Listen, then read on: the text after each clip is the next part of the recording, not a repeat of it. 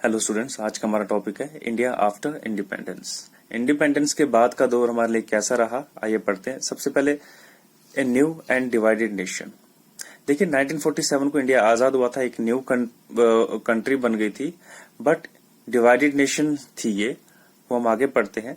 तो 1947 में हमें जो चैलेंजेस देखने को क्या मिला, 8 मिलियन रेफ्यूजीज जो पाकिस्तान से आए, उनको होम्स देना, उनको जॉब्स प्रोवाइड करना, ये एक चैलेंज था इंडिया के सामने। अगेन प्रिंसली स्टेट्स में डिवाइडेड थे। ऑलमोस्ट 500 प्रिंसली स्टेट्स ऐसे थे जो कि नवाब रूल करते थे या राजा महाराजा रूल करते थे।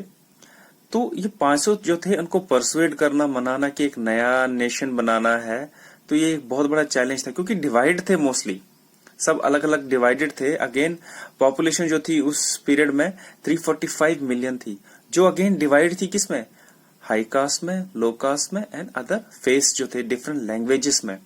तो उनको भी मनाना या समझाना एक बहुत बड़ा एक लैंग्वेज था, एक बटा हुआ था टुकड़ों में, हर किसी फील्ड में, हर किसी रेस्पेक्ट में। जो वास्ट मेजोरिटी थी 1947 में, वो विलेजेस में रहती थी, गांव में। तो डेवलपमेंट कहीं ना कहीं एक इशू था। और फार्मर्स, पेजेंट्स वगैरह जो थे मॉनसून्स पे डिपेंडेंट थे। एग्रीकल्चर सेक्टर को इम्प्रूव करना था, इंडस्ट्रीज वगैरह सेटअप करनी थी।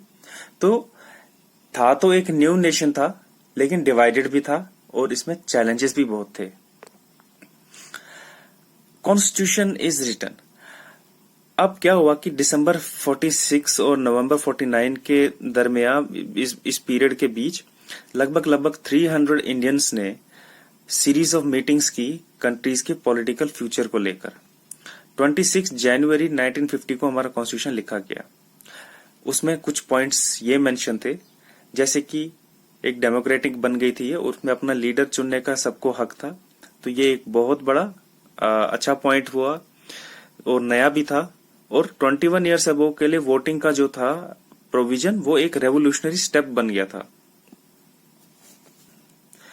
अगेन कॉन्स्टिट्यूशन में इक्वालिटी की गारंटी दी गई, लॉ बनाया गया, उसमें लिखा गया कि सब बराबर हैं, चाहे वो रिलीजन हो, कुछ भी हो, सब एक दूसरे के बराबर हैं, कोई बड़ा या छोटा नहीं है। स्पेशल प्रिविलेजेस मिले, जो सबसे ज्यादा गरीब थे, बहुत ज्यादा गरीब थे, उनको स्पेशल प्रिविलेजेस मिले। उस टाइम पे एक प्रैक्टिस होती थी अनटचेबिलिटी की, जिसको छुआछूत बोलते हैं, किसी को टच नहीं कर सकते, किसी को बहुत ही बुरी तरीके से बिहेव किया जाता था, वो एबॉलिश हो गया। और इनके कुछ लोगों के लिए, जो पुअरेस्ट थे, उनके लिए सीट्स रिजर्व करी गई, जो लोअर कास्ट है उनके लिए सीट्स रिजर्व करी गई असेंबली में। और पावर्स जो थे सेंट्रल और स्टेट गवर्नमेंट्स के, वो भी डिस्कस किए गए, कैसा रहना चाहिए स्टेट में और सेंटर में।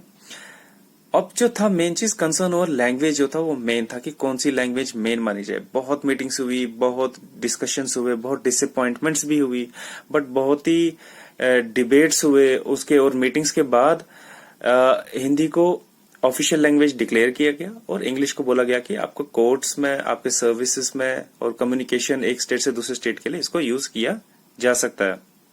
क्योंकि क्या हुआ, तमिल, तेलुगु, मराठी, कन्नड़, हिंदी, बहुत सारी लैंग्वेजेस थे। तो कुछ लोगों ने तो उस टाइम पे धमकियां भी दी थी कि अगर हिंदी को मेन लैंग्वेज किया गया तो हम इंडिया से बाहर चले जाएंगे एज ए स्टेट, तो हम अलग ही कंट्री सेटअप करेंगे। तो बहुत डिस्कशंस हुई, बहुत लोगों को मनाना पड़ा या कुछ हुआ जो आपस में इनके सहमति से हुआ, तो फिर ये चीजें सामने आई। एक बड़ा नाम सुनने को आता है, बार बार आप सुनेंगे, डॉक्टर BR अम्बेडकर चेयरमैन थे उस टाइम पे ड्राफ्टिंग कमेटी के। उनकी सुपरविजन के अंडर ही डॉक्यूमेंट फाइनलाइज हुए थे उस टाइम पे। अब देखिए एक टॉपिक आता है, how were states to be formed. States कैसे फॉर्म करनी चाहिए थी। 1920 में जो इंडियन नेशनल कांग्रेस थी, इसने प्रॉमिस किया था, ये मेन पार्टी थी फ्रीडम स्ट्रगल में, प्रॉमिस किया था कि जब कंट्री इंडिपेंडेंस हासिल कर लेगी तो जो मेजर लैंग्वेज होगी, लिंग्विस्टिक ग्रुप हो गया, अगेन मराठी, हिंदी, कन्नड़, तमिल, पंजाबी, तो इन सब के लिए एक अलग अलग प्रोविंस होगा। ये उस टाइम पे इन्होंने प्रॉमिस किया था। तो अभी तक हमने पढ़ा कि इंडियन कॉन्स्टिट्यूशन में और 1920 में जो मेन थी इंडियन नेशनल कांग्रेस, उन्होंने प्रॉमिस किया था मेन लिंग्विस्टिक ग्रुप का। तो हम सब जानते हैं महात्मा गांधी ने भी फ्रीडम में बहुत साथ दिया। तो लेकिन इस विशेष और एफर्ट्स जो थे महात्मा गांधी के, वो एक नेशन में नहीं तब्दील हो पाया। उस टाइम पे मैं बताया जब पार्टीशन हुआ था तो 2 नेशन बन गए थे, तो उस टाइम पे राइट्स भी बहुत हुए, बहुत मिलियंस ऑफ पीपल जो थे वो मर गए उस टाइम पे राइट्स में। Both prime minister Nehru ji और डेप्यूटी प्राइम मिनिस्टर वल्लभ भाई पटेल जी जो थे ये अगेंस्ट थे लिंग्विस्टिक स्टेट्स के। तो इससे क्या हुआ, डिसअपॉइंटमेंट आ गई कन्नड़ स्पीकर्स में, मलयालम स्पीकर्स में, मराठी स्पीकर्स में।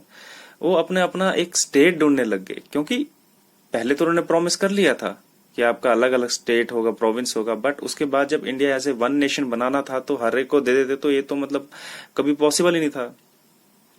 तो ऐसा ऐसा प्रोटेस्ट होते गए, बहुत प्रोटेस्ट होते गए। तो नेहरू जी जब 1952 में इलेक्शंस के लिए मद्रास गए तो वहां पे उनको प्रोटेस्ट देखने को मिला, बहुत बड़ा प्रोटेस्ट देखने को मिला। ब्लैक फ्लैग्स रेज किए गए, स्लोगन्स, हड़ताल, बंद देखने को मिले। तो क्यों? क्योंकि उनको एक अलग स्टेट चाहिए था, प्रोविंस चाहिए था। तो 15 दिसंबर 1952 को एक नाम सामने आता है, बहुत बड़ा नाम, पोती श्री राम मुल्लू, जो कि मर गए थे। उन्होंने 52 डेज का हंगर स्ट्राइक रखा था, फास्टिंग, उन्होंने कुछ नहीं खाया पिया, तो वो लेकिन मर गए उसके चक्कर में। और उसमें क्या हुआ फिर, ये जो न्यूज थी ये आग की तरह फैल गई आंध्र प्रदेश में, बहुत बहुत ज्यादा केओस हो गया। तो सेंट्रल गवर्नमेंट फिर क्या होगी, मजबूर हो गई इनकी डिमांड्स मानने पे, और 1 अक्टूबर 1953 को एक नया स्टेट बन गया आंध्र प्रदेश।